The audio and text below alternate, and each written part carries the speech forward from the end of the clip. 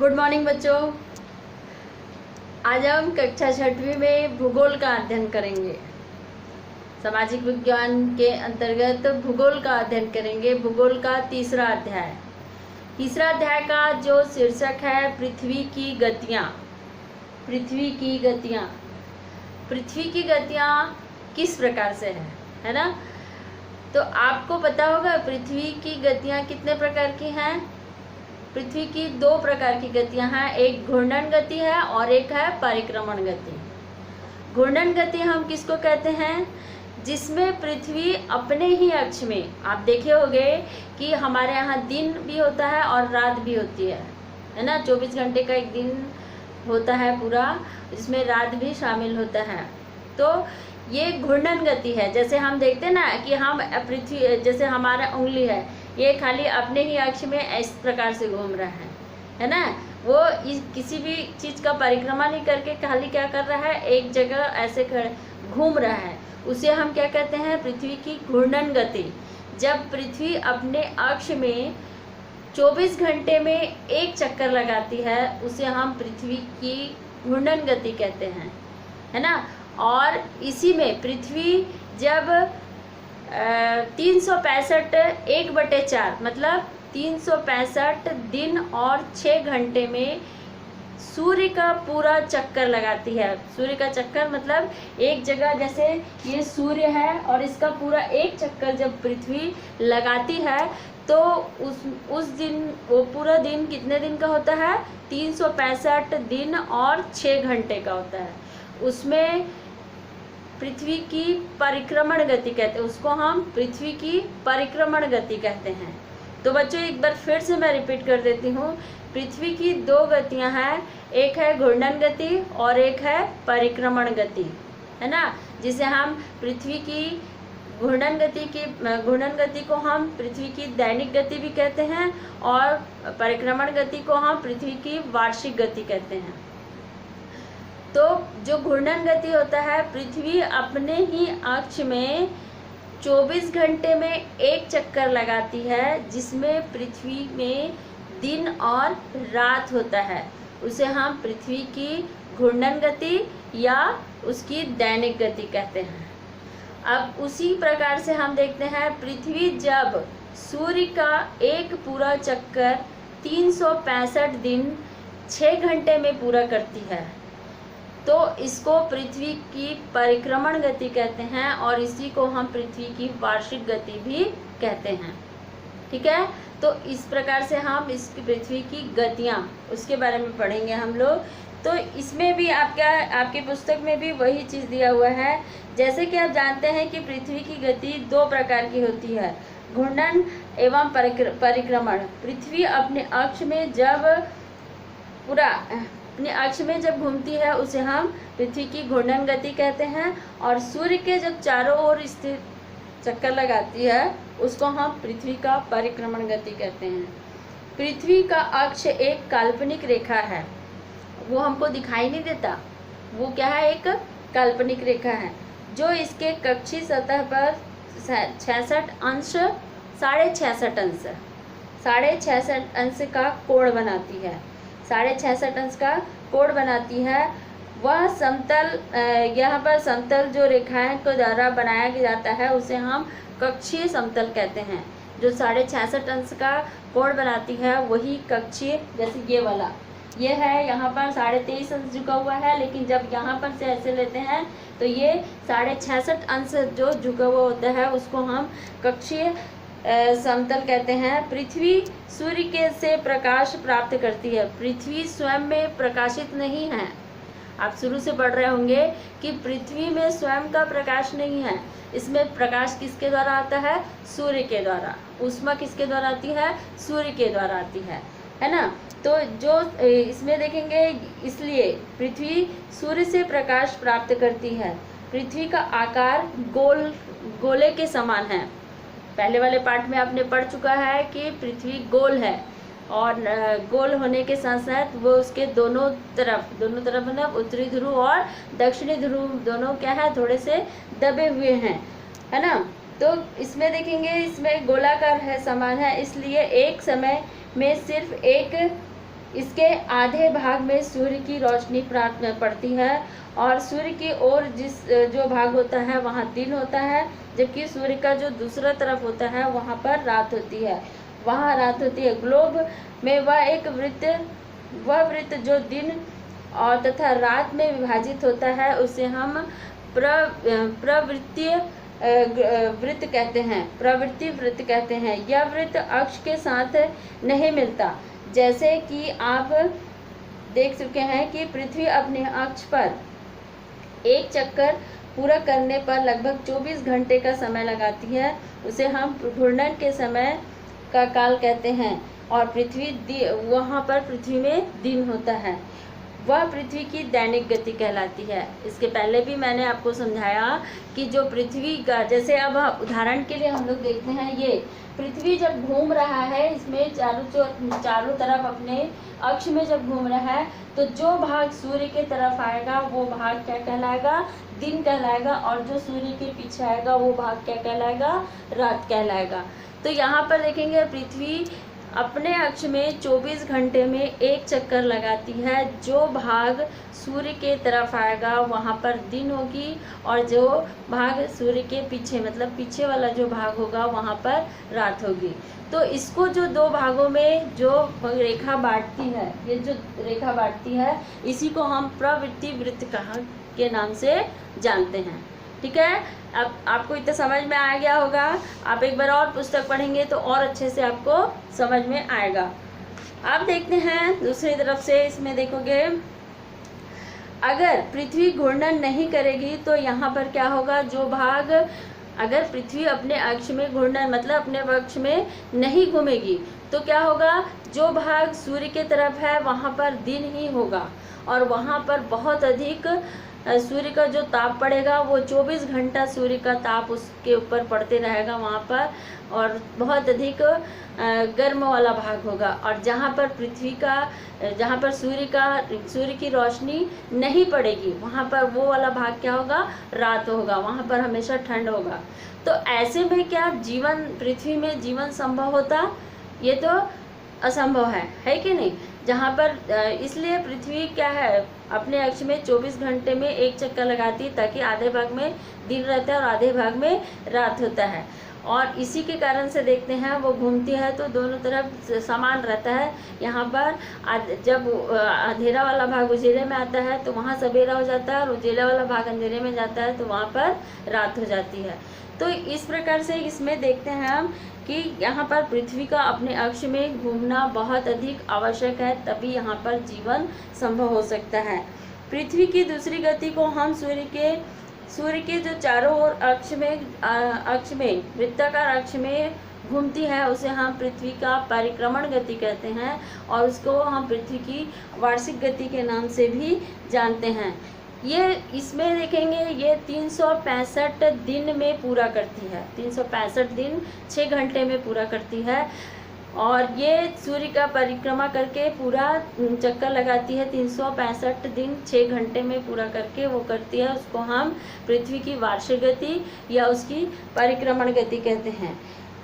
इसमें देखेंगे जो हम अक्सर करके देखते हैं, अगर साधारण बोलते हैं तो एक वर्ष में कितना दिन होता है? 365 दिन, लेकिन हम उसको 6 घंटे को हम उसमें नहीं जोड़ते। ये जो 6 घंटा होता है 4 वर्ष में एक बार आता है, एक बार 4 मतलब 6 घंटे को 4 बार जोड़ते हैं। इसीलिए जो एक वर्ष 365 दिन का गिनते हैं, लेकिन जब 4 वर्ष के बाद 28 जो फरवरी का जो महीना होता है वो 28 का होता है, लेकिन 4 वर्ष के बाद वो 29 का होता है, फिर 28 का होता है। तो ये जो 6 घंटे होते हैं 4 बार उसको जोड़कर वो क्या होता है? 24 घंटा होता है, और उसी को ही हम क्या करते हैं? जो फरवरी का 29 दिन गिनते हैं। ठीक है, तो इसमें देखेंगे वही चीज़ बताया हुआ है कि 4 वर्षों में प्रत्येक वर्ष के बचे 6 घंटे मिलकर एक दिन यानी 24 घंटे के बराबर होता है। इसके अतिरिक्त दिन में फरवरी के महीने को जोड़ा जाता है। इस प्रकार प्रत्येक चौथे वर्ष फरवरी माह 28 के बाद 29 का होता है, ऐसे वर्ष जिसमें 366 दिन होते हैं उसे लिपि वर्ष कहते हैं। ऐसे वर्ष जिसमें फरवरी का जो महीना जिस वर्ष में फरवरी का महीना 29 दिन का होता है उस वर्ष को हम क्या कहते हैं, लिपि वर्ष के नाम से जानते हैं। इसको अच्छे से याद रखेंगे आप लोग कि जिस वर्ष में फरवरी का महीना 29 दिन का होता है उसे हम लिपि वर्ष के नाम से जानते हैं। आप देखते हैं इसमें पृथ्वी के दीर्घवृत्ताकार के पथ पर सूर्य के चारों ओर चक्कर लगाती है। अब इसमें देखेंगे, ध्यान दीजिए कि पृथ्वी पूरे अक्ष में एक ही दिशा में घूम चुकी हुई है। हम लोग जानते हैं कि पृथ्वी अपने अक्ष में कितने अंश झुकी है, 23.5 अंश, और जब वो घूमती है तो वो एक ही अक्ष में घूमते घूमते वो क्या करती है, पूरे सूर्य का चक्कर लगाती है। तो उससे क्या प्रभाव पड़ता है पृथ्वी पर, ये अब आगे हम लोग पढ़ेंगे। सामान्यतः एक वर्ष की गर्मी, सर्दी और बसंत एवं शरद ऋतु में बांटा जाता है। ऋतु में परिवर्तन सूर्य के चारों ओर पृथ्वी की स्थिति में परिवर्तन का कारण होता है। जो पृथ्वी की वार्षिक गति है, मतलब पृथ्वी की वार्षिक गति के कारण ही पृथ्वी में ऋतु परिवर्तन होता है। जैसे हमारे इसमें देखोगे देश में और अन्य देशों में भी देखोगे, गर्मी का मौसम आता है, ठंड का मौसम आता है, बरसात का मौसम आता है, शरद ऋतु रहता है। तो ये जो बसंत ऋतु रहता है, ये जो ऋतुओं में परिवर्तन होता है ये किसके कारण होता है, पृथ्वी की वार्षिक गति के कारण से होता है। इसी में देखेंगे कि इसमें 21 जून को उत्तरी गोलार्ध सूर्य की तरफ झुका हुआ होता है। जो ये वाला जो भाग है पृथ्वी का, ये वाला जो भाग है, जो 21 जून का जब समय आता है, गर्मी का समय जब रहता है, तो ये क्या होता है, उत्तरी गोलार्ध की ओर झुका हुआ होता है, जहाँ पर सूर्य की किरणें लंबवत पड़ती, सीधी पड़ती हैं, और उस दिन बहुत अधिक गर्मी भी रहता है, और वहाँ पर उस दिन जो दिन होता है वो बहुत बड़ा दिन होता है। देखोगे इसमें आगे देखोगे कि 21 जून में सूर्य की किरणें कर्क रेखा पर सीधी पड़ती हैं, जिसके परिणाम स्वरूप इन क्षेत्रों में ऊष्मा अधिक प्राप्त होता है। ध्रुवों के पास वाले क्षेत्रों में कम ऊष्मा प्राप्त होता है, और क्योंकि वहाँ पर सूर्य की किरणें तिरछी पड़ती हैं। ये वाला जो भाग है यहाँ पर सूर्य की किरणें बहुत अधिक पड़ती हैं, इसलिए ये वाले जो भाग में क्या होता है, ये वाले भाग में कर्क रेखा झुकी हुई होती है, तो यहाँ पर लंबवत पड़ती हैं, जिसके कारण से क्या होता है, यहाँ पर बहुत अधिक ताप होता है, उस समय बहुत अधिक गर्मी होती है, और जैसे ही हम ध्रुव की ओर जाते हैं वैसे ही वहाँ पर तापमान क्या होता है, कम होने लग जाता है। और दूसरी गोलार्ध में बहुत बड़े भाग में सूर्य की किरणें की रोशनी प्राप्त होती है, इसलिए विषुवत वृत्त के उत्तरी भाग में गर्मी का मौसम होता है, और 21 जून को इन क्षेत्रों में सबसे लंबा दिन और सबसे छोटी रात होती है। 21 जून, जैसे हम लोग बोलते हैं ना, वर्ष का सबसे बड़ा दिन कौन सा होता है, तो 21 जून का। आप इसको बहुत अच्छे से याद रखोगे कि वर्ष में सबसे बड़ा दिन कौन सी तारीख को पड़ता है, तो 21 जून को, क्योंकि उस समय सूर्य की किरणें उत्तरी ध्रुव पर लंबवत पड़ती हैं, जिसके कारण से वहाँ पर तापमान अधिक होता है, और इसी के कारण से उस समय 21 जून के दिन बहुत बड़ा होता है और रात बहुत छोटी होती है। इसलिए विषुवत वृत्त में उत्तरी भाग में गर्मी का मौसम होता है, और 21 जून के क्षेत्रों में इसमें सबसे लंबा दिन तथा सबसे छोटी रात होती है। पृथ्वी की इस अवस्था को हम उत्तर आयांत कहते हैं। और 22 दिसंबर को दक्षिण ध्रुव में सूर्य की ओर झुकने के कारण से मकर रेखा पर सूर्य की किरणें सीधी पड़ती हैं। मतलब जो 22 दिसंबर का समय होता है उस समय कहाँ पर पड़ती हैं सूर्य की किरणें, ये इस तरफ दक्षिणी गोलार्ध में पड़ती हैं। जो मकर रेखा, ये जो मकर रेखा है आपका, ये मकर रेखा पर पड़ती है, जिसके कारण से क्या होता है, इन क्षेत्रों में पड़ती हैं, जिसमें सीधी पड़ती हैं। चूँकि सूर्य की किरणें मकर रेखा पर लंबवत पड़ती हैं, इसलिए दक्षिणी गोलार्ध में बहुत बड़े भाग में प्रकाश प्राप्त होता है, और इसलिए दक्षिणी गोलार्ध में सबसे लंबे दिन और सबसे छोटी रात होती है। और 22 दिसंबर के दिन ऐसा स्थिति होता है कि यहाँ पर सबसे बड़ा दिन होता है और सबसे बड़ी रात होती है और सबसे छोटा दिन होता है। तो इस प्रकार से यहाँ पर देखेंगे 22 दिसंबर की स्थिति को, इसलिए यहाँ पर दक्षिणी गोलार्ध में बहुत बड़े भाग में प्रकाश प्राप्त होता है, इसलिए दक्षिणी गोलार्ध में लंबे दिन तथा छोटी रातें होती हैं वाली ग्रीष्म ऋतु होती है। इसके ठीक विपरीत स्थिति यहाँ पर उत्तरी गोलार्ध में होता है। पृथ्वी की इस अवस्था को दक्षिणी आयत कहते हैं। जब सूर्य की किरणें मकर रेखा पर पड़ती हैं और लंबवत पड़ती हैं तो 22 दिसंबर को जिस प्रकार से ग्रीष्म ऋतु के समय में उत्तरी गोलार्ध में पड़ने के कारण से उस दिन बड़ा होता है और रात छोटी होती है, उसी प्रकार से शीत ऋतु के समय में सूर्य की किरणें जब इसमें लंबवत पड़ती है मकर रेखा में तो 22 दिसंबर का दिन बड़ा होता है और रात छोटी होती है। और एक स्थिति होती है इसमें देखेंगे आगे, तो इस स्थिति को हम क्या कहते हैं, दक्षिणी आयांत। दक्षिणी आयांत कहा जाता है। क्या आप जानते हैं कि ऑस्ट्रेलिया में ग्रीष्म ऋतु में क्रिसमस का त्यौहार मनाया जाता है और इसीलिए हम लोग दिसंबर के महीने में बड़ा दिन आया कहते हैं ना, तो उसी समय हम देखते हैं ऑस्ट्रेलिया में क्रिसमस का त्यौहार मनाया जाता है। 21 मार्च तथा 23 दिसंबर में सूर्य की किरणें विषुवत रेखा पर पड़ती है। 21 मार्च और 23 दिसंबर को सूर्य की किरणें लंबवत पड़ती हैं, मतलब सीधी पड़ती हैं, और सूर्य ये जो बीचों बीच पड़ता है उस समय देखेंगे विषुवत किरणें वृत्त पर सीधी पड़ती हैं। इस अवस्था को भी हम ध्रुव सूर्य की ओर नहीं झुका हुआ होता है। उस समय पृथ्वी ध्रुव की ओर नहीं झुकती है, जैसे 23.5 अंश झुका हुआ है यहाँ पर से और यहाँ पर से, तो उस समय जब सूर्य की किरणें विषुवत रेखा पर पड़ती हैं तो उस समय जो उत्तरी ध्रुव है और दक्षिणी ध्रुव है, ये जो ध्रुव होते हैं ये झुके नहीं होते हैं बल्कि सीधे होते हैं, जिसके कारण से क्या होता है, सीधी पड़ती हैं। इस अवस्था में कोई भी ध्रुव सूर्य की ओर झुका नहीं होता है, इसलिए पूरी पृथ्वी पर रात और दिन बराबर होते हैं। इसे विषुवत वृत्त का विश्व कहा जाता है।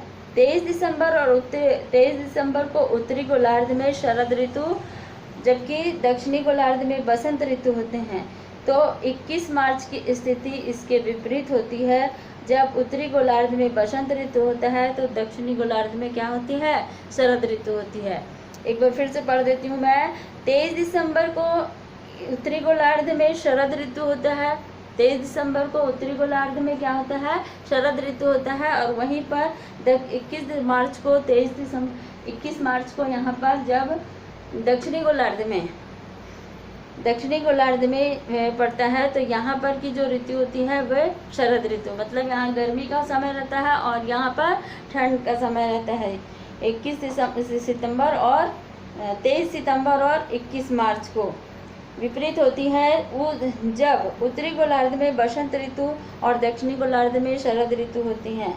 इस प्रकार से हम देखते हैं कि पृथ्वी के अपने अक्ष में घूमने के कारण और पृथ्वी के सूर्य की परिक्रमा करने के कारण से पृथ्वी में किन किन चीज़ों में परिवर्तन होता है। खास करके हम बोलते हैं कि पृथ्वी की जो परिक्रमण गति है उसके घूमने से क्या होता है, पृथ्वी में ऋतु परिवर्तन होती है, क्योंकि पृथ्वी अपने अक्ष में 23.5 अंश झुका हुआ है। झुके होने के साथ साथ वे अपने अक्ष में भी घूमती है और अपने अक्ष में घूमती है, जिसके कारण से पृथ्वी में दिन और रात होता है। और जो पूरा सूर्य की एक चक्कर लगाती है 365 1/4 समय दिन में, मतलब 365 6 घंटे में, तो इसमें पृथ्वी में ऋतु परिवर्तन होता है। और जो 6 घंटा होता है, क्योंकि हम लोग अक्सर करके 365 दिन ही बस मानते हैं, लेकिन 4 साल के बाद जो 366 दिन आता है उन 6 घंटों को हम फरवरी माह के 29 तारीख में जोड़ते हैं, तो इसे हम लीपी वर्ष भी कहते हैं, है ना। तो इस प्रकार से यहाँ पर देखोगे, यहाँ पर दिन और रात होने के कारण से और दिन रात होने का कारण और वर्ष में कौन सा दिन, 21 जून का दिन जो होता है वो 21 जून और 22 दिसंबर, ये जो 2 दिन होते हैं वर्ष में, इसमें दिन बहुत बड़ी होती है और रात छोटी होती है। और जो 23 सितंबर और 21 मार्च का जो दिन है उसमें दिन और रात बड़ा होता है। तो बच्चों, इसमें पृथ्वी की गतियों के बारे में पढ़े आप लोग ने, तो आप इस पाठ को बहुत अच्छे से अध्ययन करोगे ताकि आपको ये पाठ पूरी तरह से समझ में आ जाए। पाठ बहुत सरल है, लेकिन आप जब तक पढ़ोगे नहीं तब तक आपको कुछ भी समझ में नहीं आएगा। इस पाठ को पढ़ने के बाद आप इसमें से छोटे छोटे प्रश्न उत्तर निकाल कर कॉपी में लिखेंगे और मुझे भेजेंगे, ताकि मुझे पता चलना चाहिए कि आपने पाठ पढ़ा है और प्रश्न उत्तर निकाल कर भेजे हो। ठीक है, थैंक यू।